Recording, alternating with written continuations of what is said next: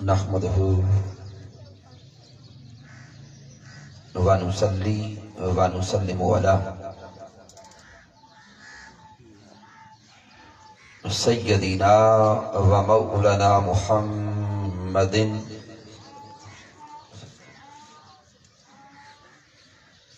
نبي الأمين المكين الكريم الرؤوف الرحيم. أما بعد فأعوذ بالله من الشيطان الرجيم. بسم الله الرحمن الرحيم. قال الله تبارك وتعالى في القرآن المجيد: فلا أقسم بمواقع النجوم وَإِنَّهُ لَقَسَمٌ لَوْ تَعْلَمُونَ عَظِيمٌ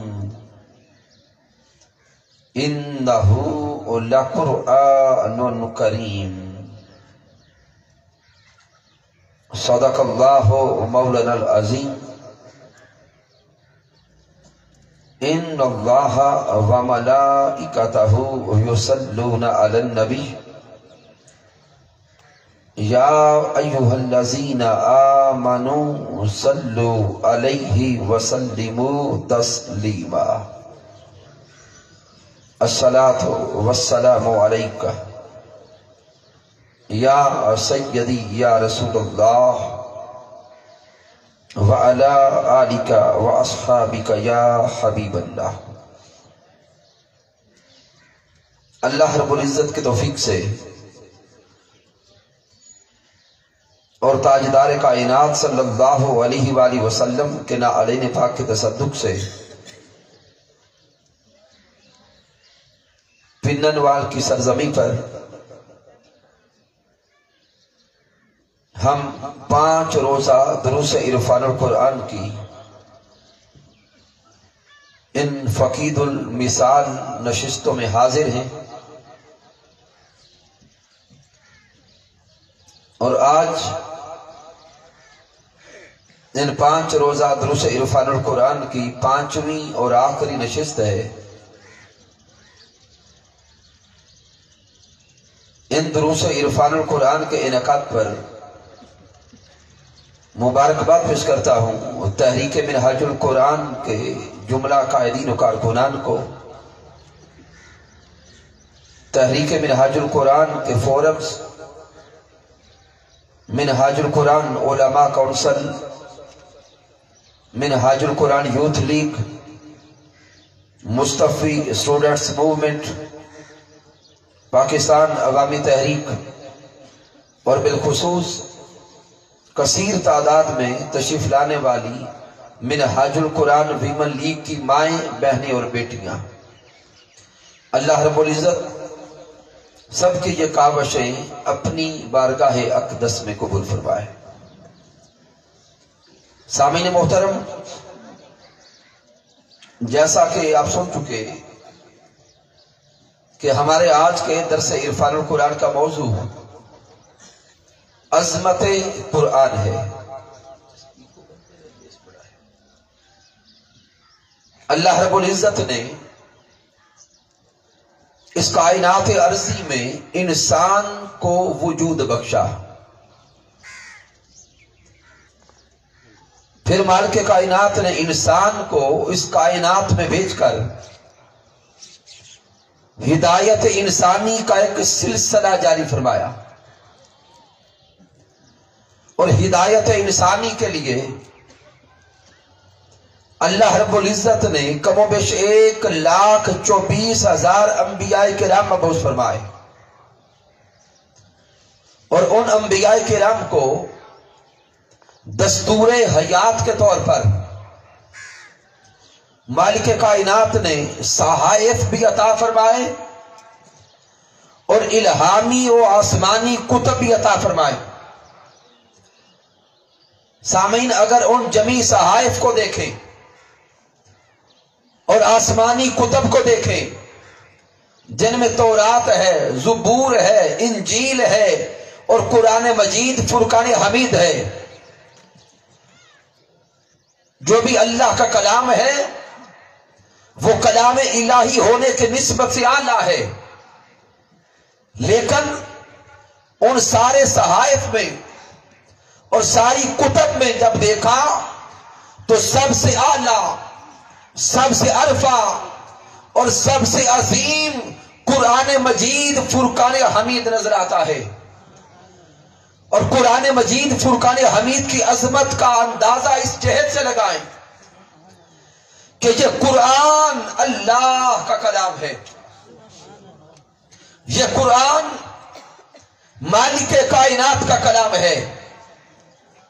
اس کلام مجید کو لانے والا فرشتہ حضرت جبرائیل علیہ السلام، یہ فرشتہ سب فرشتوں میں اعلیٰ، یہ قرآن جس ماہ مبارک میں آیا، شہر رمضان الذی انزل فیہ القرآن، جس مہینے میں یہ قرآن اتارا گیا، وہ مہینہ سب مہینوں میں اعلیٰ، اور جس ذات پر، جس ہستی پر یہ قرآن اتارا گیا، نبی آخر الزمان، تاجدار کائنات، حبیب کبریا، حضرت محمد مصطفیٰ، وہ ذات سب انسانوں میں، سب انبیاء میں، سب رسولوں میں اعلیٰ، اور جس امت کے لیے یہ قرآن اتارا گیا، امت محمد مصطفیٰ، یہ امت ساری امتوں میں اعلیٰ ہے۔ سامعین محترم، قرآن مجید فرقان حمید کی آیات بینات کی طرف توجہ کریں۔ یہ 27واں پارہ ہے اور سورۃ الواقعہ ہے، اور سورۃ الواقعہ کی آیت کریمہ نمبر 75 سے لے کے آگے آیات تلاوت کرتے چلے جائیں، اور دیکھیں کہ اللہ رب العزت کس لطافت کے ساتھ اس قرآن مجید کی عظمت کو بیان فرماتا ہے۔ میرے اللہ نے ارشاد فرمایا، فَلَا أُقْسِمُ بِمَوَاقِعِ النُّجُومِ، اللہ فرماتا ہے کہ میں ہر اس مقام کی قسم کھاتا ہوں جس مقام پہ یہ قرآن اترا ہے۔ میں ہر اس مقام کی قسم کھاتا ہوں جس مقام پہ قرآن اترتا رہا، میں ہر اس مقام کی قسم کھاتا ہوں جس مقام پہ قرآن کا کوئی حصہ اترا، میں ہر اس مقام کی قسم کھاتا ہوں جس مقام پہ قرآن کی کوئی آیت اتری، میں ہر اس مقام کی قسم کھاتا ہوں جس مقام پہ قرآن کی کوئی سورت اتری، اور ساتھ آگے اللہ خود فرماتا ہے، فَإِنَّهُ لَقَسَمٌ لَوْ تَعْلَمُونَ عَظِيمٌ، اگر تم علم رکھو، شعور رکھو اور فہم رکھتے ہو تو جان لو کہ یہ قسم کتنی بڑی قسم ہے۔ سامعین محترم، اللہ رب العزت خود قسم کھاتا بھی ہے اور ساتھ فرماتا ہے کہ غور کرو یہ قسم کتنی اعلیٰ ہے۔ تو اگر قسم اعلیٰ ہے تو جس کی قسم کھائی جا رہی ہے وہ کتنا اعلیٰ ہوگا۔ اب سامعین سارے احباب باشعور بیٹھے ہیں، علم کی دنیا سے تعلق رکھنے والے لوگ بیٹھے ہیں۔ اگر ہم غور کریں کہ ہم انسان بھی قسم کھاتے ہیں، ہم بھی قسم اٹھاتے ہیں، آئیے غور کریں کہ کوئی انسان قسم کیوں اٹھاتا ہے؟ جب ہمارا سننے والا ہمارے کلام پہ یقین نہ کر رہا ہو تو ہم اپنی بات میں پختگی لانے کے لیے قسم کھاتے ہیں۔ جب سننے والا ہمارے کلام میں شک محسوس کرے اور وہ ہم پر یقین نہ کرے تو ہم یقین دلوانے کے لیے قسم کھاتے ہیں۔ آئیے مالک کائنات سے سوال کریں، مولا ہم تو قسم کھاتے ہیں اپنی بات میں پختگی لانے کے لیے، تو رب کائنات ہے اور تو اس قرآن کی قسم کھاتا ہے، مولا بتا کیا تو بھی کلام میں پختگی کے لیے قسم کھاتا ہے؟ تو اللہ فرماتا ہے نہیں، میرا کلام یقین دلوانے کے لیے، پختگی پیدا کرنے کے لیے قسموں کا محتاج نہیں ہے۔ ذالک الکتاب لا ریب فیہ، یہ تو وہ کلام ہے جس میں شک و شبہ کی گنجائش نہیں ہے۔ پھر سوال کرتے ہیں مولا جب تیرے کلام میں شک نہیں کیا جا سکتا تو پھر قسم کیوں کھاتا ہے؟ تو مالک کائنات فرماتا ہے کہ میں رب ہو کر جب کسی شے کی قسم اٹھاتا ہوں تو وہ قسم اس شے کی عظمت کو ظاہر کرتی ہے، اس شے کی رفعت کو ظاہر کرتی ہے۔ جب میں قرآن کی قسم کھاتا ہوں تو پھر سمجھ لو جب وہ قادر مطلق، وہ خالق کائنات، وہ رب کائنات اس قرآن کی قسم کھا رہا ہے تو پھر اس قرآن کی رفعت کا عالم کیا ہوگا؟ پھر سامعین اس سے اگلے نقطے پہ غور کریں کہ قسم تو کھائی گئی اور رب کائنات اس مقام پہ کس مقام کی قسم کھا رہا ہے؟ آیا کریمہ تو ایک ہے لیکن اللہ رب العزت کا انداز بیان دیکھیں، فلا اقسم بمواقع النجوم، میں ہر اس مقام کی قسم کھاتا جہاں پہ قرآن کا کوئی حصہ اترا۔ تو ائمہ علوم القرآن بیان کرتے ہیں کہ قرآن مجید فرقان حمید کی آیات اور سورتوں کو دو حصوں میں تقسیم کیا جاتا ہے۔ ہجرت مدینہ سے پہلے جو آیات اور سورتیں نازل ہوئی ان کو مکی سورتیں کہتے ہیں۔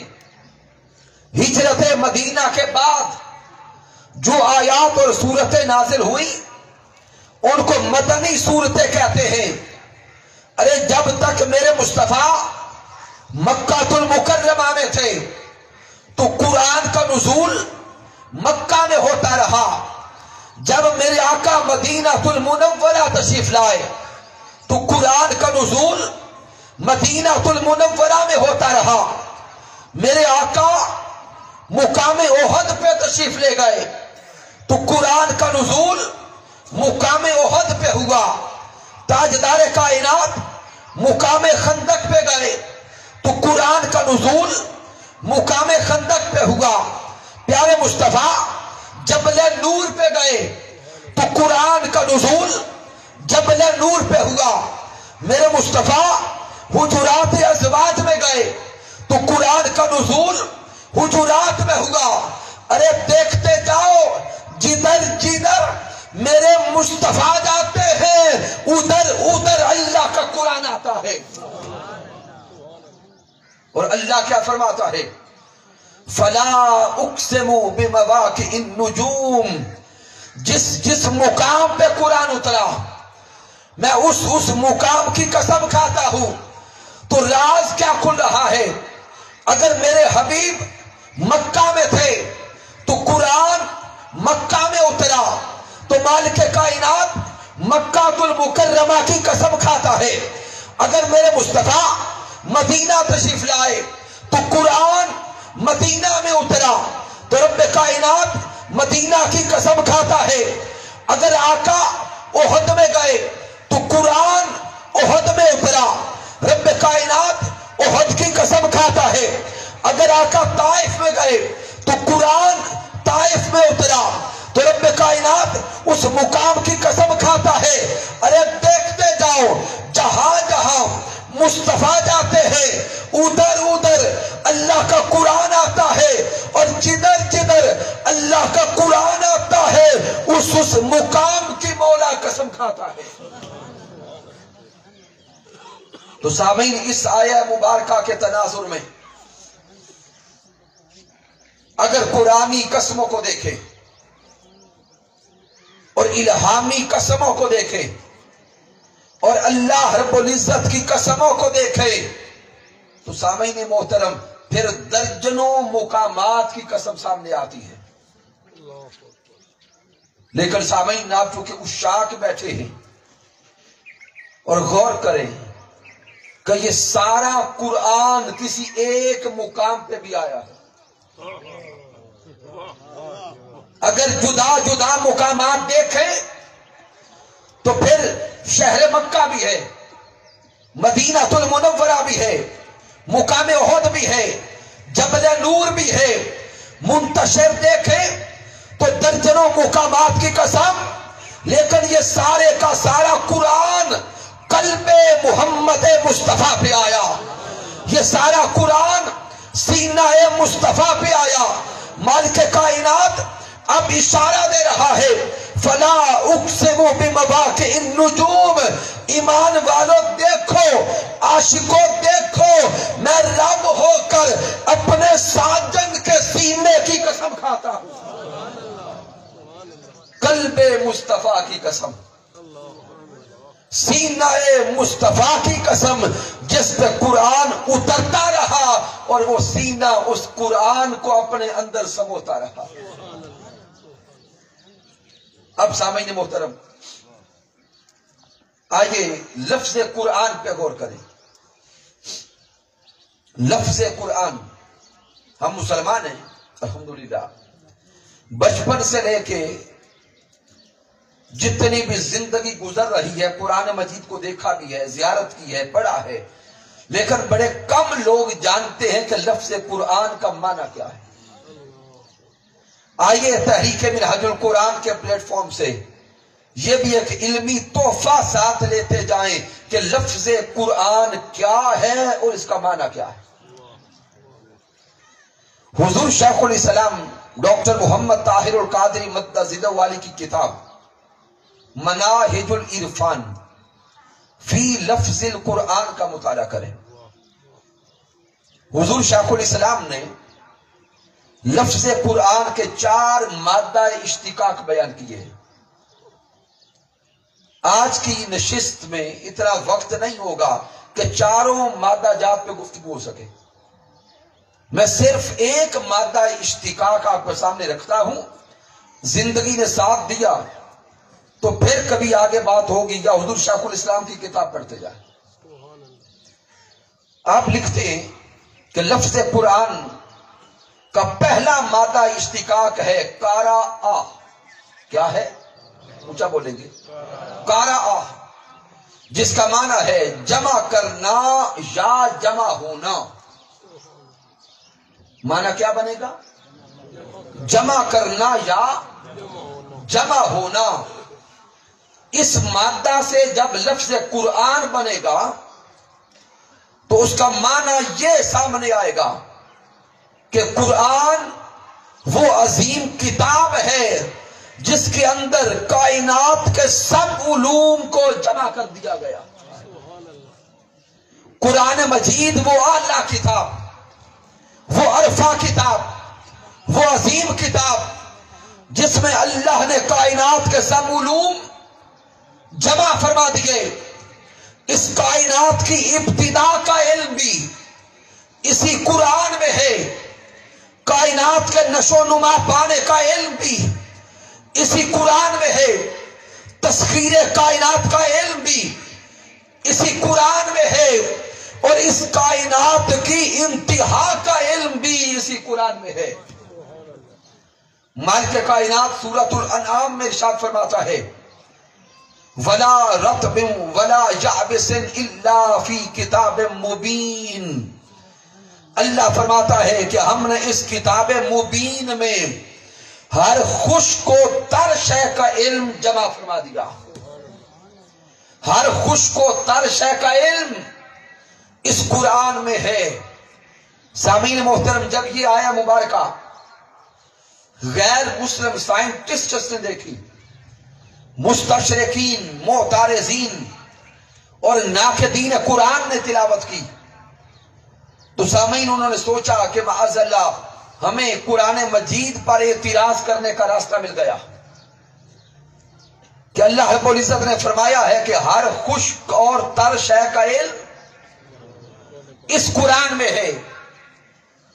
تو غیر مسلم سائنسدان اس آیہ مبارکہ کو لے کے تحقیق کرنے لگے، ریسرچ کرنے لگے، جب انہوں نے اپنی بساط کے مطابق ریسرچ کی، دنیا کی اشیاء کو دیکھا، دنیا کا وزٹ کرتے گئے، تو غیر مسلم محققین اور ریسرچرز اس نتیجے پر پہنچے، وہ نتیجہ سبمٹ کرتے ہیں کہ جب ہم نے دنیا کی اشیاء کو دیکھا، ریسرچ کی، تو جو چیز سامنے آئی، دنیا کی ہر شے یا تو خشک نظر آئی، دنیا کی ہر شے یا تر نظر آئی، یا ان دونوں چیزوں کا مرکب نظر آئی۔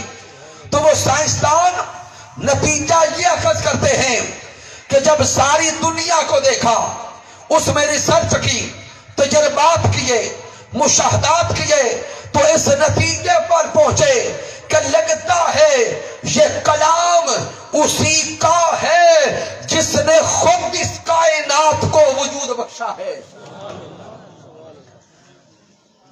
اور اسی آیہ مبارکہ پہ تحقیق کر کے کتنے لوگ مسلمان ہو گئے۔ یہ تو وہ اعلیٰ قرآن جس میں اللہ نے کائنات کے سب علوم جمع فرما دیے۔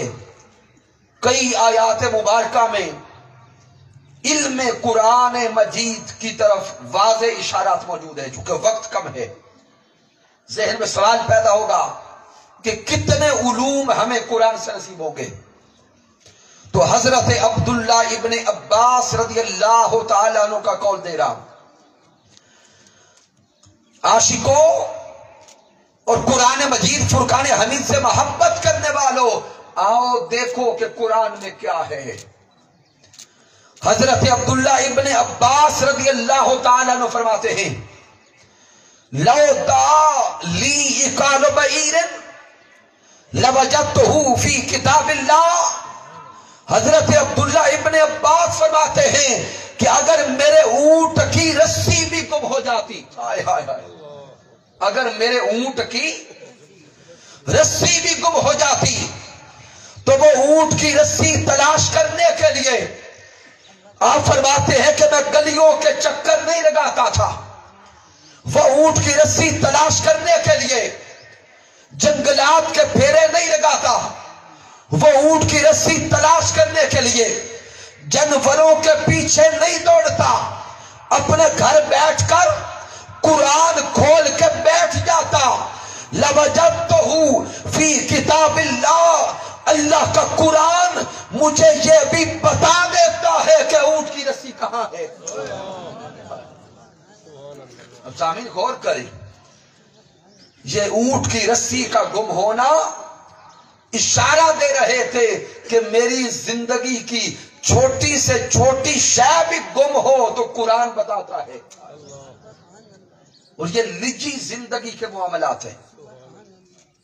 تو سامعین، اب اگر کوئی جوان، کوئی بیٹی، کوئی اسٹوڈنٹ یہ سوچے کہ ہمارے گھر میں تو قرآن درجنوں کی تعداد میں موجود ہے، ہمیں تو آج تک نہ کمپیوٹر سائنس کا علم ملا، نہ میڈیکل سائنس کا علم ملا، نہ نجی زندگی کے معاملات کی اس انداز سے خبر ہوئی، تو اگر کوئی یہ نتیجہ اخذ کرے کہ بس یہ علماء کی مبالغہ پہ مبنی باتیں ہیں، ہمیں قرآن سے ملتا تو ہے کچھ نہیں معاذ اللہ، تو سامعین محترم غور کریں اور تھوڑا اپنے من میں جھانک کے تھوڑا اندر اپنے آپ سے بات تو کریں کہ ہم نے قرآن سے رشتہ جوڑا کتنا ہے، ہم نے قرآن سے تعلق مضبوط کتنا کیا۔ ہم نے تو اس قرآن کو فقط ثواب کی کتاب سمجھ لیا، ہم نے قرآن مجید کو پڑھا ہے صرف ثواب اکٹھا کرنے کے لیے، صرف ثواب کمانے کے لیے۔ بھئی جائز بات ہے، قرآن کی تلاوت سے ثواب ملتا ہے، لیکن رب کائنات کی عزت کی قسم، یہ قرآن صرف ثواب دینے کے لیے نہیں اترا، یہ قرآن صرف ثواب کی کتاب بن کے نہیں اترا، یہ قرآن تو زندگیاں بدلنے آیا ہے، یہ قرآن تو دستور حیات بن کے آیا، یہ قرآن تو انقلاب حیات بن کے آیا. یہ قرآن زندگیاں بدل دیتا ہے. ہم نے اس قرآن سے علم نہیں لیا، فہم نہیں لیا، شعور نہیں لیا، جستجو نہیں لی، صرف ثواب کماتے رہے، ثواب کے پہاڑ اکٹھے کرتے رہے. اور غور کرے کہ زیادہ ثواب بھی کیسے ملتا ہے. اگر ثواب ہی کمانا ہے تو آقا علیہ السلام نے فرمایا کہ تلاوت قرآن پر ایک حرف کے تلاوت کرنے پہ کتنی نیکیاں ہیں. ایک حرف تلاوت کریں تو 10 نیکیاں ملتی ہیں. لیکن اسی قرآن مجید کی عظمت پہ میرے آقا نے فرمایا، یہی ترجمہ عرفان القرآن اٹھائیں، آخری چند صفحات پہ چلے جائیں، یہ حدیث پاک آپ کو مل جائے گی. میرے آقا نے فرمایا کہ قرآن مجید کی تلاوت پر ایک حرف کے تلاوت کرنے پہ 10 نیکیاں. اور آگے میرے آقا نے فرمایا کہ اگر کوئی انسان اس قرآن مجید کی ایک آیہ کریمہ کو سیکھتا ہے، سمجھتا ہے، ایک آیہ کریمہ سے علم لیتا ہے، ایک آیہ کریمہ سے فہم اور شعور لیتا ہے، میرے آقا فرماتے ہیں جس نے ایک آیہ مبارکہ سیکھی، اس سے علم لیا، فہم لیا، شعور لیا، اس کو راتوں کو اٹھ اٹھ کر 100 رکعت نفل پڑھنے کا ثواب ملتا ہے. ایک آیہ مبارکہ سے علم لینے پر کتنے نوافل کا ثواب؟ اونچا بولیں. 100 نفل پڑھنے کا ثواب. اب اپنی زندگی میں دائیں بائیں جھانکتے جائیں اور غور کریں کہ ہم نے کس کو دیکھا ہے جو آج کل 100 نفل پڑھے. شاید کوئی ہزاروں میں ایک بندہ نکلے. اور تاجدار کائنات آگے فرماتے ہیں جس نے قرآن مجید کا ایک باب سیکھا، اس سے علم لیا، اور علماء کہتے ہیں ایک باب سے مراد ایک رکوع ہے. جس نے قرآن مجید کا ایک رکوع سیکھا ترجمہ کے ساتھ، اس سے علم لیا، استفادہ کیا، آقا فرماتے ہیں ایک رکوع اس قرآن مجید کا علم لینے کے لیے جس نے پڑھا، اس کو 1000 نفلوں کا ثواب ملے گا. اب سوچیں زیادہ ثواب صرف تلاوت میں ہے یا ترجمہ و علم میں ہے؟ تو اگر تو ہماری نظر صرف ثواب پر ہے تو گھر جا کے بیٹھے ایک آیہ مبارکہ کو ترجمہ کے ساتھ پڑھتے جائیں، 100 نفل کا ثواب پاتے جائیں. تحریک منہاج القرآن اس مادیت کے دور میں امت مصطفیٰ کو اس قرآن سے جوڑ کر قرآن کا نور ہمارے گھروں تک پہنچانا چاہتی ہے. تو سامعین محترم، آئیے قرآن مجید فرقان حمید کے ایک صفاتی نام پہ توجہ کریں. اور جتنے احباب بھی تشریف فرما ہے، اگر نیند کا غلبہ کوئی موجود بھی تھا تو اب کوشش کرے ختم ہو جائے، کیونکہ اب بات آپ کی صحت پہ آنے والی ہے. اور ہر بندہ چاہتا ہے کہ میری زندگی تندرستی کے ساتھ گزر جائے. اس قرآن مجید فرقان حمید کا ایک صفاتی نام ہے حکیم. کیا ہے؟ حکیم. اگر آپ سے یہ سوال کروں کہ ہم اپنے معاشرے میں حکیم کسے کہتے ہیں تو کیا جواب آئے گا؟ تھوڑا اونچا بولیں. علاج کرنے والے کو حکیم کہتے ہیں. جس کے پاس بیماروں کو لے جائیں اور وہ بیماروں کا علاج کرے. تو جب اس قرآن مجید کا نام حکیم ذہن میں آیا تو آئیے رب کائنات سے سوال کریں، مولا ہم تو حکیم اسے کہتے ہیں جو بیماروں کا علاج کرتا ہے. اے مولا کیا تیرا قرآن بھی بیماروں کا علاج کرتا ہے؟ تو رب کائنات فرماتا ہے ہاں وَنُنَزِّلُ مِنَ الْقُرْآنِ مَا هُوَ شِفَاءٌ وَرَحْمَةٌ، یہ قرآن بھی بیماروں کا علاج کرتا ہے۔ ارے بیماروں اگر صحت چاہتے ہو، بیماروں اگر تندرستی چاہتے ہو، بیماروں اگر شفا چاہتے ہو، آؤ اس قرآن سے جڑتے جاؤ، تمہیں رب کائنات کی بارگاہ سے یہ قرآن شفا لے کے دیتا جائے گا۔ اب انسان رب کائنات سے ایک اگلا سوال کرتا ہے، مولا بیماریاں تو کئی طرح کی ہیں، جسمانی بیماریاں ہیں، پھر قلبی بیماریاں ہیں، روحانی بیماریاں ہیں، مولا دنیا کا حکیم تو کسی ایک یا دو بیماریوں کا علاج کرتا ہے۔ کوئی دنیا کا حکیم کسی ایک بیماری کا اسپیشلسٹ؟ مولا بیماریاں تو کئی طرح کی، اب یہ بتانا تیرا قرآن کس بیماری کا علاج کرتا ہے؟ کس بیماری کو لے کے تیرے قرآن کے پاس جائیں؟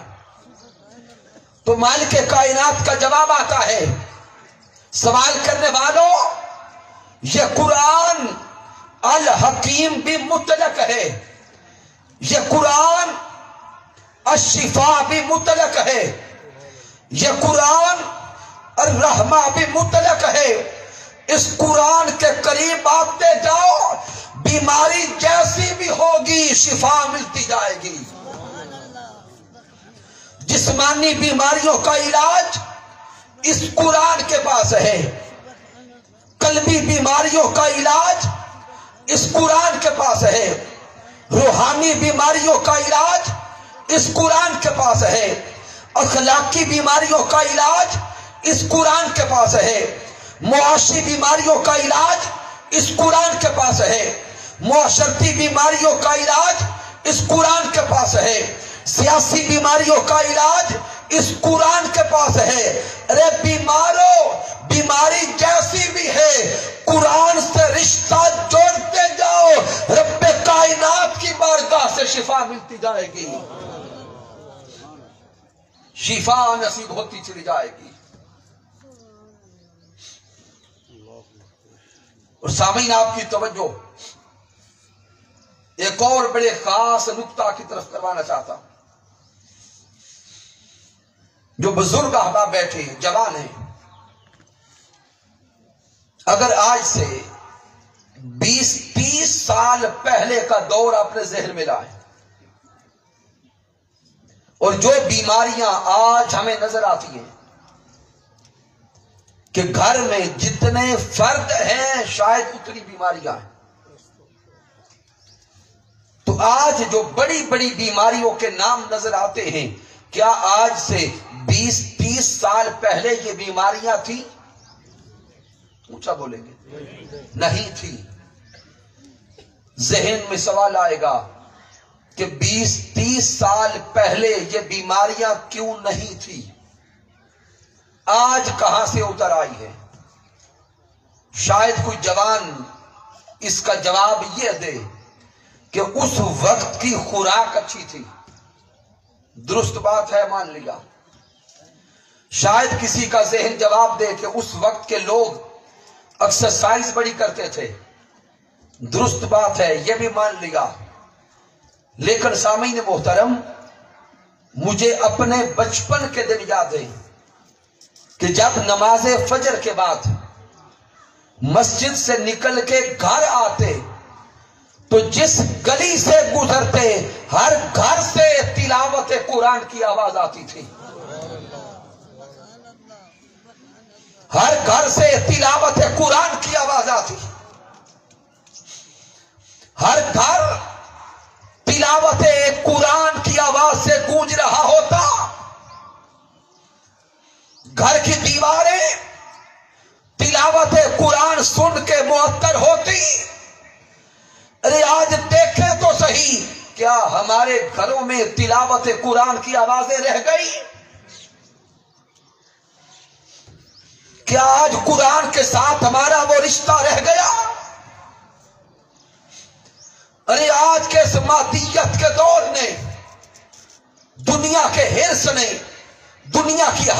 نے اور دنیا کی طلب نے ہمیں اتنا بدمست کر دیا ہے.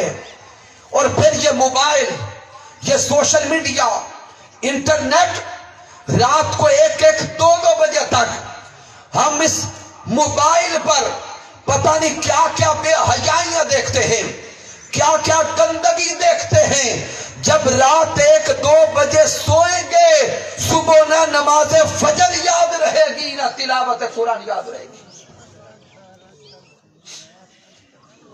ہم دنیا کے حرص و ہوس میں اتنے پھنس گئے کہ قرآن بھی بھول گئے، قرآن والے مولا کو بھی بھول گئے،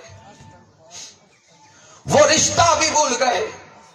جب سے ہم نے قرآن کو چھوڑ دیا، تلاوت قرآن کو چھوڑ دیا، سماع قرآن کو چھوڑ دیا، تب سے بیماریوں نے ہمارے گھروں کے راستے دیکھ لیے ہیں.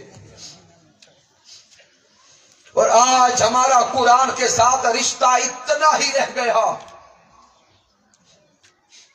کہ یا تو قرآن اٹھاتے ہیں بیٹی کو رخصت کرنے کے لیے اس کے سر پہ سایہ کریں، یا جب کسی کی روح نہ نکل رہی ہو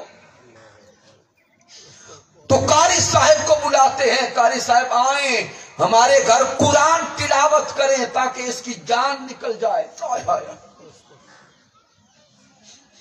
ارے غور تو کرے، کیا یہ قرآن معاذ اللہ جانیں نکالنے کے لیے آیا ہے؟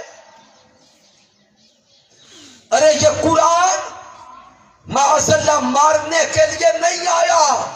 یہ قرآن تو مردوں کو بھی زندگی عطا کرتا ہے. یہ قرآن تو زندگیوں میں انقلاب برپا کرتا ہے. یہ قرآن تو زندگیاں بدل دیتا ہے. لیکن ہم نے صرف اس کو ختم کی کتاب سمجھ لیا. اور جب بیٹیوں کے سروں پہ سایہ کر کے بیٹیاں رخصت کرتے ہیں،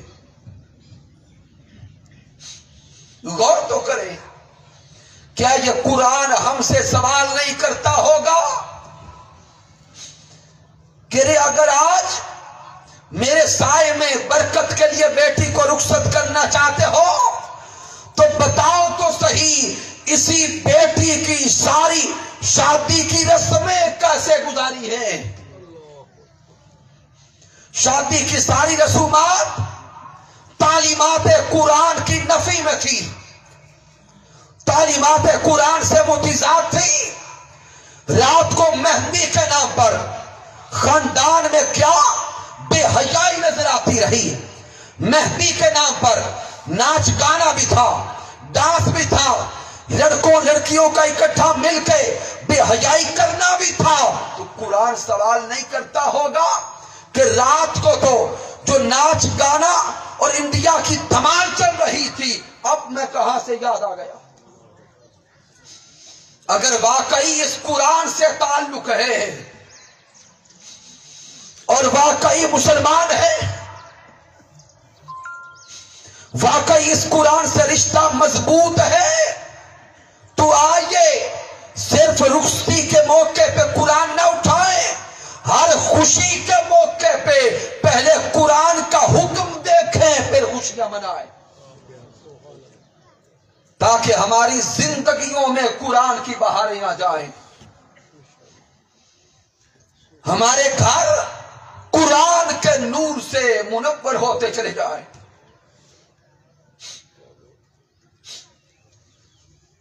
اور پھر سامعین محترم، یہ قرآن شفا ہے، لیکن آج کے دور میں ہمیں جو ہمارا میڈیکل ڈاکٹر کہتا ہے وہ تو کرنے کے لیے تیار ہیں، لیکن جو قرآن کہتا ہے وہ کرنے کے لیے راضی نہیں ہے.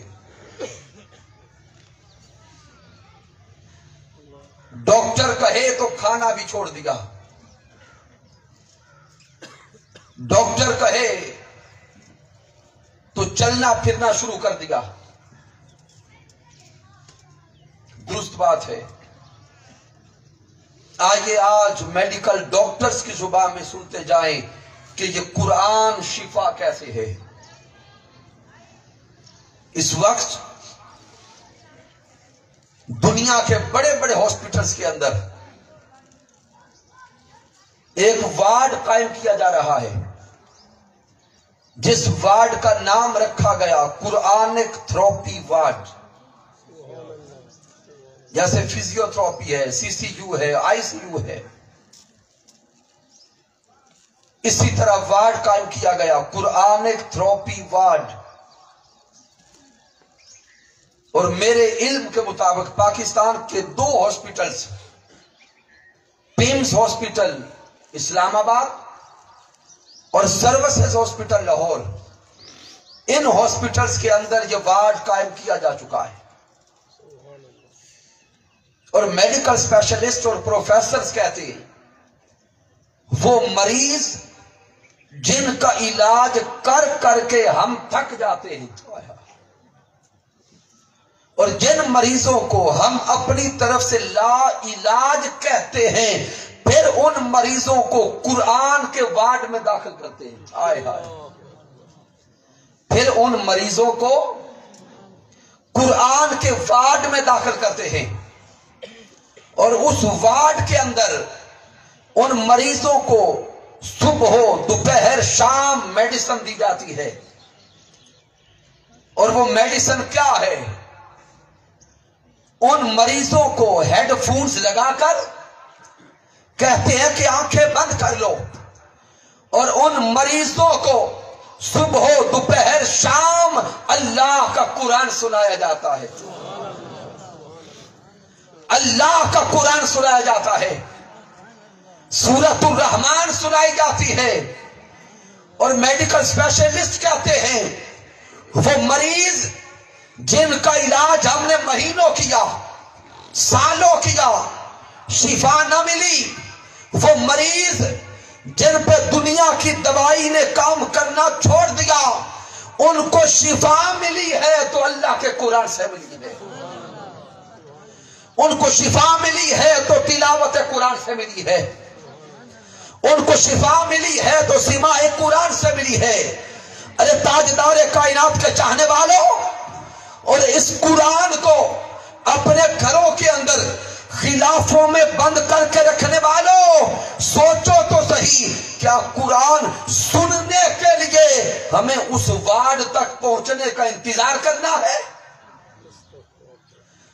کیا ہم اس انتظار میں ہیں کہ بڑی بڑی بیماریاں لگ جائیں اور ڈاکٹر اٹھا کے لے جائیں اور تب قرآن سنیں گے؟ نہیں، یہ قرآن ہمارے گھروں میں ہے، یہ کلام مجید ہمارے گھروں میں ہے، غلافوں میں بند کئی مہینوں سے پڑا ہے، اور گھر والوں سے سوال کر رہا ہے، ارے اس گھر میں رہنے والوں، کیا مجھے غلاف میں بند کرنے کے لیے لائے تھے؟ کیا الماریوں میں صرف رکھنے کے لیے لائے تھے؟ دیکھیں تو صحیح، معاذ اللہ ہمارے گھروں میں قرآن مجید پڑے پڑے کتنے مہینے گزر گئے، شاید بیٹیاں جب کمرے صاف کرتی ہیں تو اس کے اوپر سے بھی گرد جھاڑ دیتی ہوں گی۔ کیا یہ قرآن قیامت کے دن رب کائنات کی بارگاہ میں ہماری شکایت نہیں کرے گا؟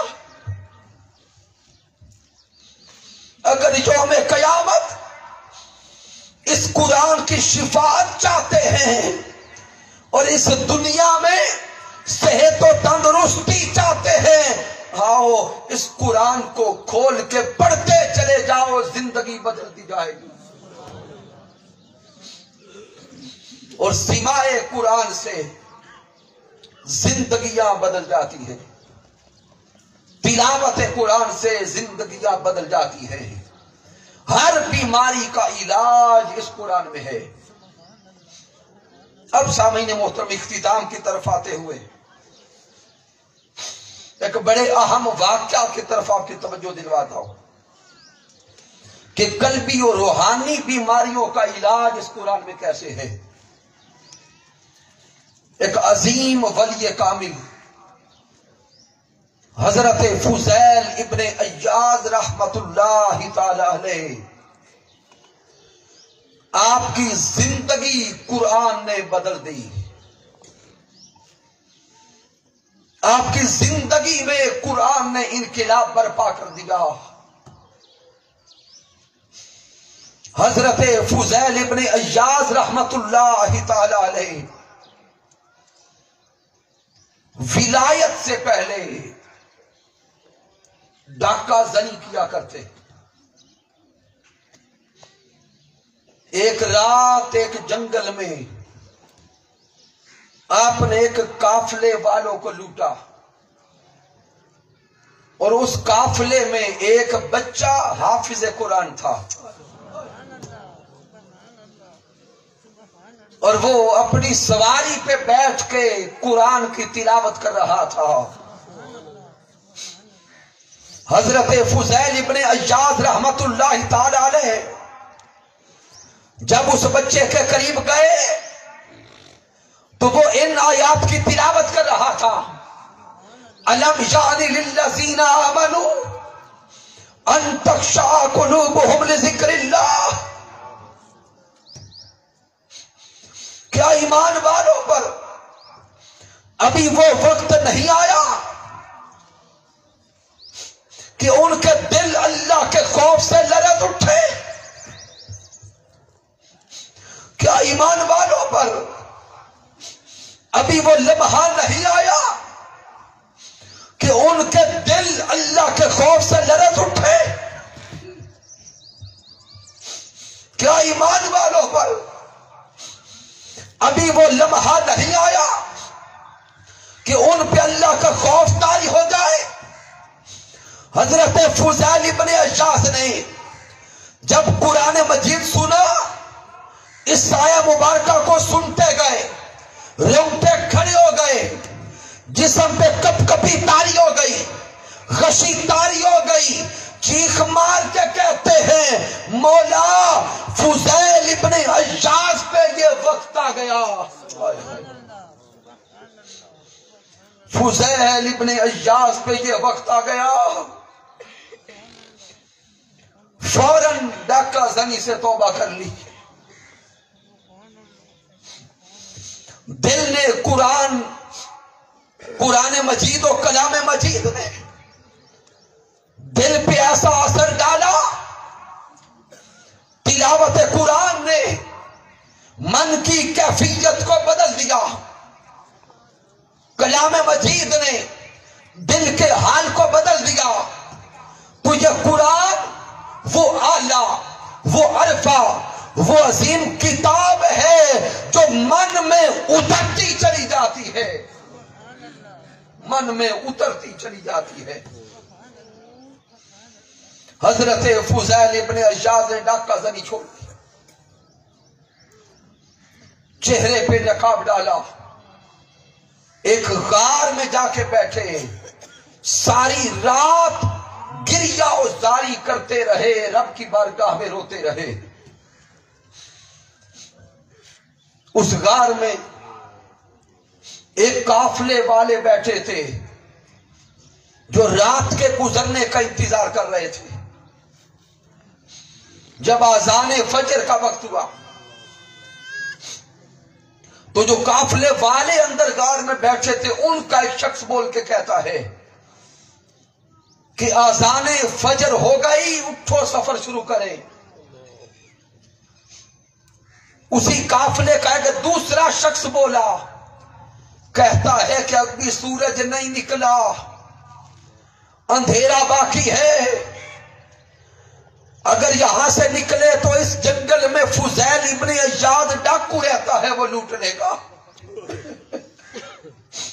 ارے انہیں کیا خبر تھی کہ ساری رات سے پیچھے بیٹھ کر جو آہوزاری کر رہا ہے، ساری رات سے جو پیچھے بیٹھ کر گریہ ازاری کر رہا ہے، وہی فضیل ابن عیاض ہے۔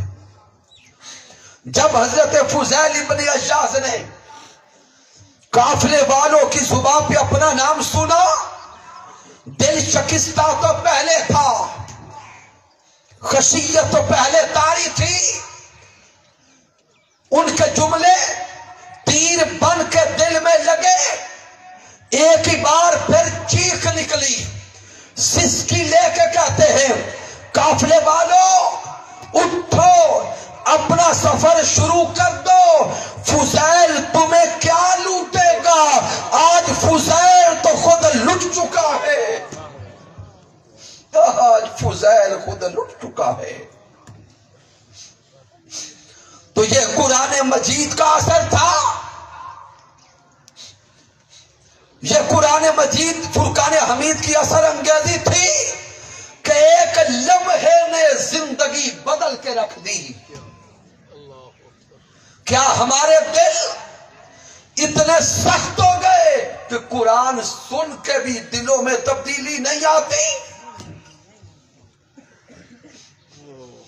کیا ہمارے دل پتھروں سے بھی بڑے پتھر ہو گئے کہ قرآن سن کے بھی دل میں حرکت نہیں آتی؟ قرآن سن کے بھی زندگی کے دن نہیں بدلتے؟ اور دعویٰ دوسری طرف عشق مصطفیٰ کا، دعویٰ غلامی مصطفیٰ کا درست ہے، لیکن یہ دعویٰ کیسے کام آئے گا کہ نہ نمازیں رہی نہ تلاوت قرآن رہی؟ تحریک منہج القرآن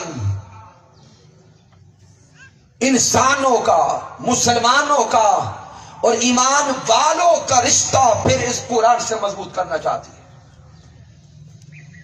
اور سامعین محترم، چونکہ آج کی آخری نشست ہے، اس لیے آج اختتام پہ آپ کو ایک سچائی بتا جاؤں۔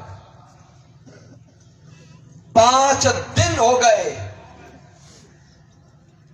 5 نشستیں مکمل ہو گئی،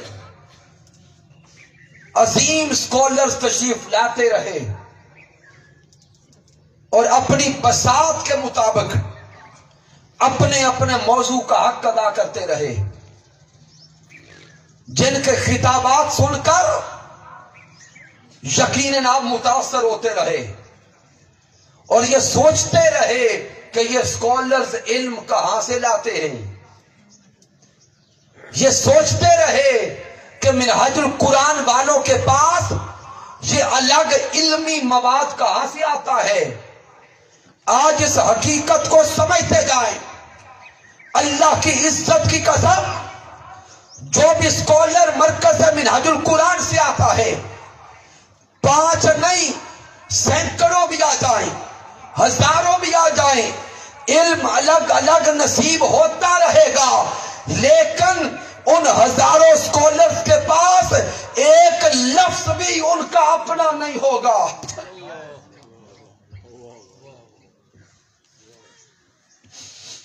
ایک لفظ بھی ان کا اپنا نہیں ہوگا۔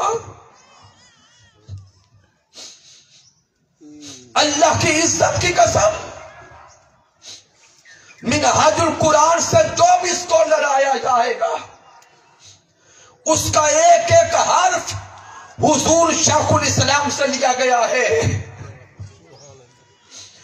اس کا ایک ایک کلمہ حضور شیخ الاسلام سے لیا گیا ہے، اس کا ایک ایک جملہ حضور شیخ الاسلام سے لیا گیا ہے۔ نہ لفظ اپنا، نہ ہمارا جملہ اپنا، نہ ہمارا انداز اپنا، نہ ہمارا اٹھنا بیٹھنا اپنا، نہ ہمارا بولنا چالنا اپنا، ارے یہ لفظ بھی حضور شیخ الاسلام کے ہیں، یہ کلمات بھی حضور شیخ الاسلام کے ہیں، یہ انداز بھی حضور شیخ الاسلام کے ہیں، یہ علم بھی حضور شیخ الاسلام کا ہے، یہ تحقیق بھی حضور شیخ الاسلام کی ہے۔ ارے پنن وال اور پیڈی خان میں رہنے والوں، آؤ، اگر اس علم کو لے کر دل میں تبدیلی آئی تو اس چشمے کے مرکز سے کیوں نہ جڑا جائے جہاں سے ہزاروں چشمے پھوٹ رہے ہیں۔ جہاں سے ہزاروں چشمے نکل رہے ہیں، اور آپ کو دعوت دیتا ہوں کہ 5 دن تو آپ نے شاگرد سنے، ابھی ماہ رمضان کا آخری عشر آ رہا ہے، جس کو عشرہ اعتکاف کہتے ہیں۔ حضور شیخ الاسلام کی صحبت و سنگت میں مسلسل کئی دہائیوں سے آنسوؤں کی بستی سجتی ہے، آنسوؤں کی بستی سجتی ہے، تزکیہ نفس کا شہر سجتا ہے، عاشقوں کی ایک الگ دنیا آباد ہوتی ہے، جس کو شہر اعتکاف کہتے ہیں۔ ہر روز پوری رات وہ مرد کامل، وہ مرد درویش، مجدد وقت حضور شیخ الاسلام ڈاکٹر محمد طاہر القادری ساری رات علم کے دریا بہا دیتے ہیں، علم کا سمندر ٹھانٹے مارتا ہوا آنکھوں کے سامنے نظر آتا ہے، اور ہم نے دیکھا کہ اس اعتکاف میں جا کر ہزاروں لوگوں کی زندگیاں بدلی ہے۔ اگر اپنی اولادوں کو سنوارنا چاہتے ہیں، بالخصوص والدین پریشان ہیں کہ ہماری اولادیں فرما بردار نہیں ہیں، تو نیت کریں اپنی اولادوں کو، مائیں بہنیں بیٹیاں بھی غور کریں، بیٹیوں کے لیے الگ انتظام ہے، سارے لوگ نیت و ارادہ کریں کہ خود جائیں، اولادوں کو بھیجیں، وہاں پہ ہم نے زندگیاں بدلتے دیکھیں، اور درجنوں لوگ ایسے ہوتے ہیں جن کو تاجدار کائنات کی دید نصیب ہو جاتی ہے، تاجدار کائنات کی زیارت نصیب ہوتی ہے۔ آئیے نیت و ارادہ کریں اور ہمت کریں، کوشش کریں کہ حضور شیخ الاسلام ڈاکٹر محمد طاہر القادری مدد ذلہ والی کی صحبت میں اعتکاف کر لیں، شاید اگلا سال تو آئے، پتہ نہیں ہم موجود رہیں یا نہ رہیں، اس لیے ان موقعوں کو غنیمت جانیں، زندگی سے دن نکالیں، شاید مشکل ہے، مہنگائی بھی ہے، مصروفیات بھی ہیں، دکانداری و کاروبار بھی ہے، لیکن جب ہم مر جائیں گے پھر یہ سارا چلتا رہے گا، تو کیوں نہ اس سے پہلے ہی اپنے لیے وقت نکالیں اور اپنی آخرت کے لیے وقت نکالیں۔ ان 5 روزہ دروس عرفان القرآن کے انعقاد پر بار دیگر مبارکباد پیش کرتا ہوں آنے والے تمام ساتھیوں کو، تشریف لانے والی ماؤں بہنوں اور بیٹیوں کو، کی محمد سے وفا تو نے تو ہم تیرے ہیں، یہ جہاں چیز ہے کیا لوح و قلم تیرے ہیں۔ میں نے جو کچھ بیان کیا، اگر اس میں کوئی کمی ہے، کوئی کجی ہے، کوئی غلطی ہے، تو مجھے ناچیز کی طرف سے ہے رب کائنات معاف فرما دے، اگر اس میں کوئی اچھائی اور کمال ہے تو اللہ کی عزت کی قسم میرا کوئی کمال نہیں، یہ میرے اللہ کا کرم ہے، آقا علیہ الصلوۃ والسلام کی رحمت ہے، اور میرے قائد، میرے مربی، میرے استاذ حضور شیخ الاسلام ڈاکٹر محمد طاہر القادری مدد ذلہ والی کی صحبت کا فیضان ہے۔ وما علینا الا البلاغ المبین۔